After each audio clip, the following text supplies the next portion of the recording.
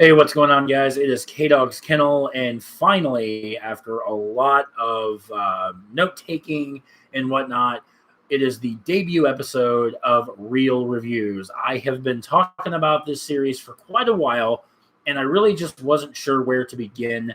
And then all of a sudden, my wife and I binge watched the show Squid Game, which is the number one show on Netflix. It is the most watched series on Netflix of all time.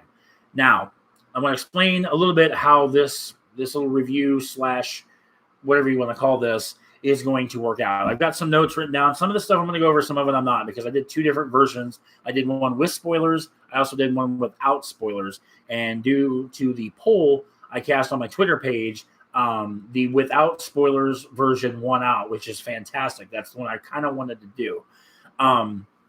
So in this review, we're going to talk kind of about the basis of the show, what it's about, the games. I'm not really going to reveal a whole lot about the games, like who goes on per se, but I'm going to talk about all 6 games, what like the rules are per se. But as far as like major spoilers, you guys don't have to worry about that. I'm not going to spoil anything like major or mind breaking or anything of that nature. So we're going to jump into this real review. So I'm really hoping that this turns out well. Hopefully you guys like it. So Squid Game is a 2021 South Korean survival drama television series on Netflix. As I said, it is the number one rated show on Netflix and the most watched Netflix series of all time. It's freaking huge, guys. That's absolutely huge. So,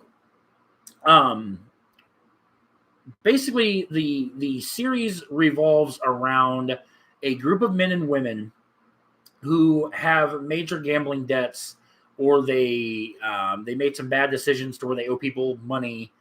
And they get an opportunity to win a large amount of cash. They play 6 children's games. A little bit of a twist, which we're going to go into the games here in just a minute. But in the grand prize is 45, or what is I got 45.6 billion won, which won is the obviously it's the Korean currency, which is a shit ton of money that they can use to either repay their debts or however they see fit to use it. However, only one can win this thing. There's a total of 456, which we'll get to that here in just a minute as well. So let's dive in to the beginning, if you will. We meet a man by the name of Song Gi-hun, and I'm probably going to butcher the fuck out of these names. It's not intended. I'm not familiar with Korean names and things of that nature. So if I butcher these names, just forgive me and let's move on. But we have Song Gi-hun, who is he is divorced. He has a young daughter, and he is a chauffeur, and he has a gambling problem. He likes to bet on horse races. He likes to bet on sporting things, anything that has a sporting outcome. Gi-hun likes to bet on, and a lot of times Gi-hun comes up short, and he comes up on the losing end of the purse, which obviously he owes money to loan sharks.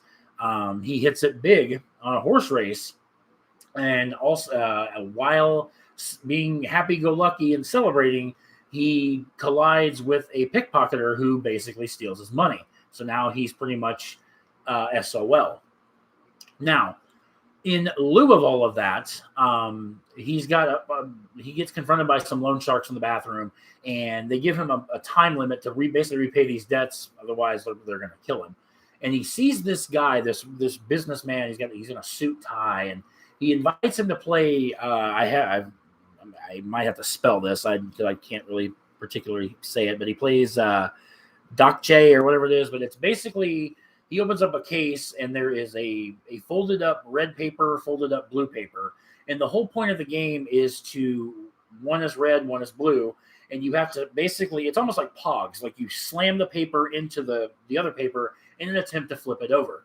And this man tells Gi-hun that for every, if he successfully flips over his paper, he'll give him 100,000 won.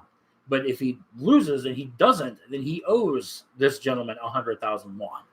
Well, obviously, Gi-hun loses, and he can't pay 100,000 because he doesn't have 100,000. So the guy decides, hey, if you just let me slap you across the face, we'll call that debt paid. And so eventually Gi-hun wins one round, if you will, and the gentleman gives Gi-hun a gold card that has some symbols on it and a number. Now, the odd thing about this number is the number that was on the card legitimately belonged to somebody. So this person got like bombarded phone calls to the point where I think they ended up editing it out of the show because, like I said, this person just kept getting hounded and hounded and hounded. So they Gi-hun calls this number, and basically they invite him to come to this gathering where all these people are going to be competing in these children's games. So Gi-hun is tempted. He's in debt. He has a job he's a chauffeur, but he's not making very much money. And on top of that, he's also got an ailing mother who has been battling some health problems and whatnot. So Gi-hun basically succumbs and says, okay, hey, I'm in. I'll do this. Gi-hun wakes up the next morning and he is shocked, maybe a little horrified, that there's an additional 455 people. Gi-hun was the last one to accept. So all in all, there's 456 people vying for this cash prize. Now, it is at this point that Gi-hun meets player one, who is an elderly man. All right. Now, what's so heartwarming about him is this man is dying. He's dying of a brain tumor. And he's wanting to play in these children's games just to recapture his youth. He doesn't want to die in the outside world. He wants to die, if he's going to die, he wants to go out with a bang, per se. Now, it's at this point in time that a group of people come into this little warehouse area, and I call them the PlayStation Guild because it's a group of people clad in pink jumpsuits, and they're wearing masks. Now, on these masks, some of them have circles, some of them have squares, and some of them have triangles. Only thing that's missing is the X. That's why I call it the PlayStation Guild. Now, the interesting thing about the guards is each symbol obviously represents something different. The circles, okay, are standard workers. They're the bottom of the barrel. They basically do all the grunt work, all right? The ones that have squares on their masks are managers. They're the ones basically, they're in charge. They're in charge of the games. They are in charge of carrying out these games. All the games are overseen by an amazing character by the name of Frontman. Frontman has a solid black mask along with a black cloak who oversees that these games are carried out. All right. Now, we're going to dive into the games because the first game is red light, green light. Now, I will tell you, this show is very, very, at least the first episode and a half is very, very, very, very, very slow moving. My wife and I almost gave up on it a couple of times. So we're like, okay, can we get to the point, But once it picks up, guys, I'm telling you right now, you're not going to take your eyes off the screen. All right. And this is about where it starts to elevate and get good with red light, green light. Everybody goes outside into this wide open area. Now, if you're not familiar with red light, green light, the rules of red light, green light are simple. Somebody usually stands at the far end. It's about the length of a football field, which is 100 yards. Now, the object of the game is to the person at the far end covers their eyes and they say green light, and everybody starts sprinting toward the person that's doing the red light, green light. And then when the person uncovers their eyes and says red light, anybody that's moving basically goes to the back of the line and they have to basically restart. Now, sounds simple enough. Not so much when you're playing with 456 people. Now, that wasn't bad enough. The doll, they have a mechanical doll that is just absolutely creepy as fuck. Her head, turns, and her eyes are basically motion sensor cameras. All right. So the first time she says green light, of course, everybody's, booking it, and says red light. One guy, kind of stumbles a little bit trying to get his footing and whatnot. Now, he doesn't get to go to the back of the line. He doesn't, he doesn't have to go sit out. It's, he lost this round. No. He gets shot with a fucking sniper rifle. So the games, if you lose, you don't just lose the game, you lose your fucking life. You are killed instantly. And I mentioned the guards. I did not mention the triangle guards. The triangle guards are the soldiers. They are the armed guards. They are the ones that perform the killings and whatnot. This particular game, red light, green light, they actually have sniper rifles along the wall, and the eyes of this creepy ass doll, as I said, they're motion sensor cameras. So anytime it senses motion, these guns start fucking firing away at people. Now, after the first couple people get killed, everybody, of course, starts freaking out, and they start making a beeline to try to get out of there. And of course, a shit ton are getting shot and killed because they're fucking moving. Go figure.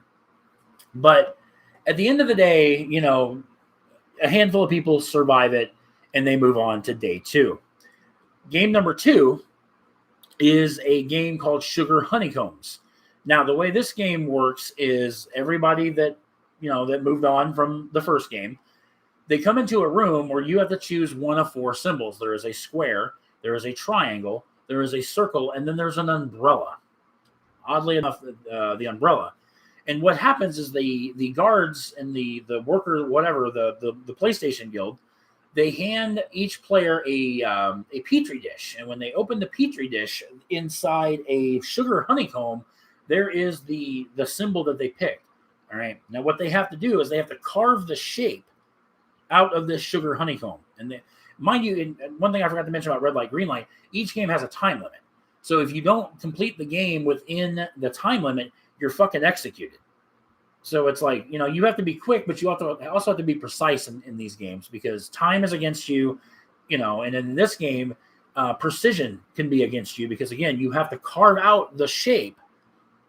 Otherwise, and guards are literally standing in front of you, watching you the whole time. So if you either don't complete your shape, you're killed.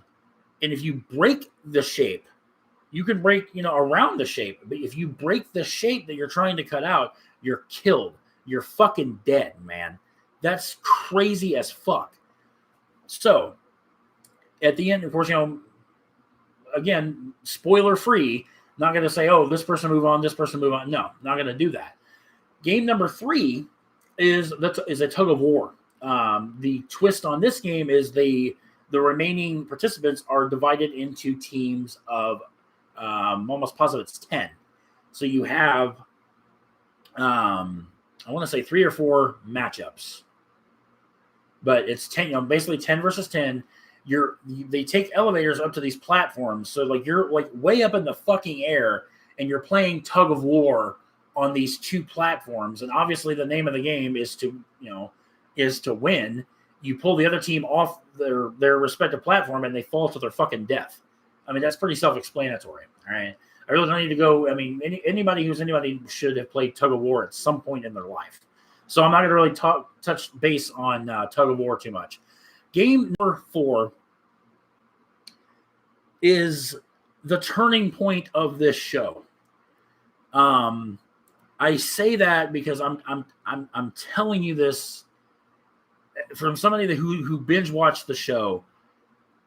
Game number 4 on, if you're not hooked by this time, you will be hooked when it comes to this, okay? Game number 4, the remaining participants pair off in pairs, and they play marbles. They can play any marble game that they want. A lot of them play odd even, where you start with, is it 10 or 20? I think it's 10. Yeah, it's each player has 10 marbles, and the way it is you bet, you cup an even or odd number of marbles, and your opponent bets, I bet 2 marbles, you're carrying an odd number of marbles. And, if it's, let's say, for example, I'm holding 3 marbles in my hand, and the person I'm playing bets 3 marbles, I'm carrying, 3. Well, then he just won my 3 marbles because he guessed correctly. Okay. That's kind of how that goes. But you can play any marble game that you want. And it is at this point in time that the show just grabs you by the throat, by the heart, and by every other place on your body and says, all right, look,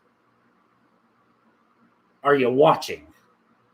I want to so badly talk more about the Marvel, but again, spoiler free. I'm not going to give out spoilers. One thing I do want to touch base on is while all this is going on, there is a detective who sneaks into the game is held off of an island in this undisclosed location. There is a detective whose brother, he gets intel that his brother is playing this game. So he's wanting to infiltrate this island and basically try to save his brother. Because he doesn't know, he sees firsthand because he ends up disguising himself as one of the workers, guard, whatever. He disguises himself as a PlayStation Guild member to basically get intel and to try to find his brother. So you have all this going on, and then you also have this little side gig going on where this detective is trying to find his brother.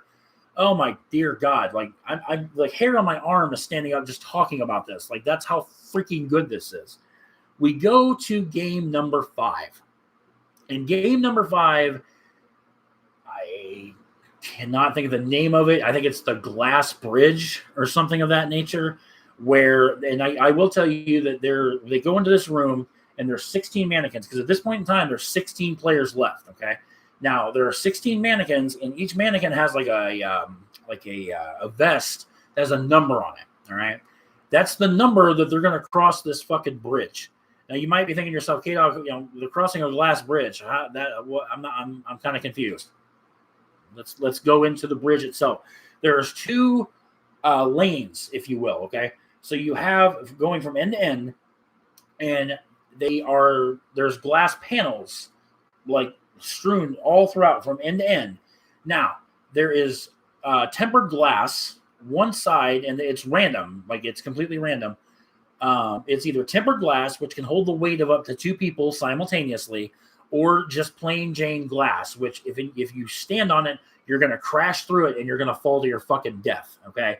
That's, so obviously the person who has vest number 1 has to set the bar. It's almost guaranteed they're going to fucking die because they don't know the path. Whereas, whoever has number 16, they have a general idea because, people are going to be falling through this fucking glass bridge. So it's just horrifying. And they have because there's 16 participants, they have 16 minutes collectively to get across this fucking bridge. So when that is said and done, we're down to 2. We have the final 2. Again, spoiler free, not going to reveal who it is. So the 2 players that compete in the finale, they compete in the 6th and final game, which is called Squid Game. The very opening scene of the show explains in great detail the rules of Squid Game. So what happens is there's somebody on offense, there's somebody on defense. Squid Game is actually very, very popular amongst Korean children on the playground and stuff like that. All these games were derived from, games that Korean children played when they were young. So you have somebody on offense who is at the base of the squid. Okay, now so here, like my left hand here is the base of the squid. And the whole point is for the offensive player to navigate through the body of the squid. There's a circle on the head of the squid that they have to there's like a particular path they have to navigate on the squid. And I think until they get to the middle of the squid, the offensive player has to hop on one foot, if I remember correctly. I didn't actually write that part down, but I distinctly remember he had to hop. And then once he gets to the middle, they get to the middle of the squid, then they can do whatever means necessary to get to the head. Now, that's offense. Now, defensively, you're kind of in the middle here, okay? You're in the middle, and your whole objective is to stop the offensive player from getting to the head by any means necessary. Because if you prevent if the defensive player prevents the offensive player from getting to basically push the offensive player outside the squid, the offensive player loses. And obviously, losing means you're executed. So it literally becomes a fight to the death. Oh, God. It's just so amazing how it ends.